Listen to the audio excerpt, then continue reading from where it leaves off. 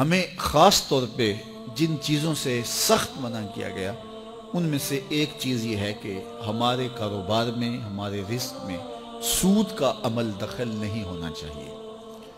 سود ویسے بھی باطن کی ساری روشنی سلب کر لیتا ہے۔ مختلف مقامات پہ اللہ نے مختلف چیزیں ہمارے لیے بیان فرمائی ہیں، اور اللہ تعالیٰ کی شفقتیں ہیں کہ اللہ نے ان کی حکمتیں بھی بیان فرمائی۔ مثال کے طور پہ شراب کی حرمت بیان فرمائی تو کہا کہ اس کے اندر فائدے بھی ہیں، لیکن اس کے جو نفع ہیں ان سے جو گناہ ہے، وزر ہے اس کا، وہ زیادہ ہے۔ کفار نے کہا کہ یہ سود کو آپ نے حرام کر دیا شریعت اسلامیہ نے، اور کاروبار کو آپ نے حلال قرار دے دیا ہے، جبکہ سود اور کاروبار ایک جیسے ہی ہیں۔ وہاں بھی پیسہ لگا کر کے کچھ حاصل کیا جاتا ہے، یہاں بھی پیسہ لگا کر کے کچھ حاصل کیا جاتا ہے، تو یہ تو دونوں ایک جیسے ہیں، اور تم کہتے ہو یہ الگ الگ ہیں۔ اللہ فرماتا ہے ایک جیسے نہیں ہیں۔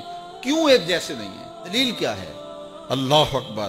یہاں اللہ نے اپنی حاکمیت کا اعلان کیا۔ احل اللہ البیع وحرم الربا۔ ایک جیسے اس لیے نہیں ہیں، تمہارا رب ان کو ایک جیسا نہیں کہتا۔ بات ختم۔ ذرا غور کیجئے، یہاں اللہ چاہتا تو دلائل کے انبار لگا دیتا کہ سود سے یہ جو ہے وہ تمہیں تکلیفیں ہوں گی، اس طرح کاروبار برباد ہوگا، یہ بے چینیاں ہوں گی، اس طرح تمہاری معیشت لٹے گی، اس طرح تمہیں بے قراریاں ہوں گی، اور کاروبار سے یہ فوائد ہیں، اور علماء بیان بھی کرتے ہیں۔ لیکن یہاں اللہ تعالیٰ نے جو انداز اختیار کیا، جب کو کہا گیا کہ سود اور کاروبار ایک جیسے ہی ہیں، اللہ نے فرمایا ایک جیسے نہیں ہیں۔ دلیل کیا؟ احل اللہ البیع وحرم الربا۔ اللہ تعالیٰ نے کاروبار کو، بیع کو حلال کیا ہے اور سود کو حرام کیا ہے۔ جب تمہارا رب ایک جیسا نہیں کہتا تو ایک جیسے کیسے ہو سکتے ہیں؟ بات ختم۔ یہاں اللہ نے اپنی حاکمیت کا اعلان کیا۔ دیکھیے، بیٹے کو باپ حکم دیتا ہے تو بیٹا آگے پوچھتا ہے کیوں، تو باپ تفصیل بتاتا ہے کہ بیٹے اس کام کو کرو، اس کا یہ فائدہ ہے، یہ فائدہ ہے، یہ فائدہ ہے، تو اس کی بات سمجھ آ جاتی ہے، وہ کہتا ہے ٹھیک ہے۔ لیکن کبھی باپ اگر اس موڈ میں ہو کہ میں باپ ہوں، یہ میرا بیٹا ہے، تو وہ کہے کہ جناب کہ یہ کام کرو، تو وہ کہے کیوں، تو باپ آگے کہے کہ میں تمہارا باپ ہوں، میں تمہیں کہہ رہا ہوں۔ بات ختم۔ تو اس وقت کیوں کا جواب یہ ہے کہ میں باپ ہوں اور باپ کا حق ہے جو کہے بیٹا وہ مانے۔ شاگرد کہے کیوں، تو استاد اس کی حکمتیں بیان کرتا ہے کہ جناب یہ، لیکن کبھی استاد کہے میں استاد ہوں تمہیں کہہ رہا ہوں، جب میں کہہ رہا ہوں کہ یہ نہیں لینا، بات ختم۔ تو اللہ تعالیٰ جل شانہ نے ہمیں مختلف مواقع پر احکام کی حکمتیں بیان فرمائی ہیں۔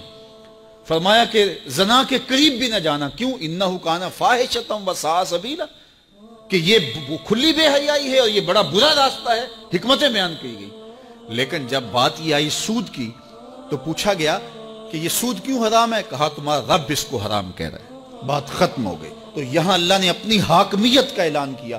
اب اگر کوئی سودی کاروبار کرتا ہے تو میرا اس سے اعلان جنگ ہے۔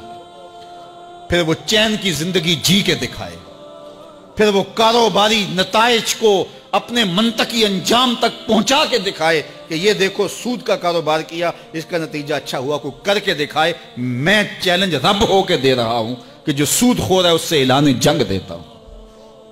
تو جب رب ہو کے کہتا ہے کہ میں اعلان جنگ دیتا ہوں، تو ایک کافر تو وہ چیلنج قبول کر لے، ایک مومن تو چیلنج قبول نہیں کر سکتا۔ اس لیے حضرت ابو ہریرہ سے مروی روایت میں ہے کہ سود کا ایک درہم ماں سے 70 مرتبہ زنا کرنے سے بدتر ہے۔ ایک درہم۔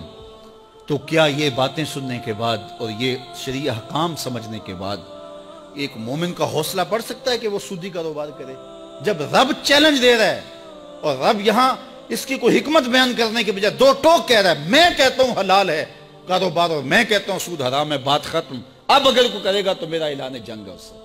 دو لوگوں کے ساتھ اللہ نے اعلان جنگ کیا، ایک کا قرآن میں سود خور کے ساتھ اللہ کے اعلان جنگ ہے، اور دوسرا حدیث میں من عاد لی ولیا فقد آذنتہ بالحرب، جو میرے ولی سے بغاوت کرتا ہے، دشمنی کرتا ہے، عداوت رکھتا ہے، اللہ فرماتا ہے میرا اس کے ساتھ اعلان جنگ ہے، میں اس کے پلے کچھ نہیں چھوڑوں گا جو میرے ولی سے دشمنی رکھتا ہے۔ تو اپنے کاروبار میں کبھی بھی آپ سود کا کوئی عنصر کسی روپ کے اندر بھی داخل نہ ہونے دیں۔ اللہ کے حکموں کی خلاف ورزی نہ کریں، پھر دیکھنا کیسے طمانیت آتی ہے۔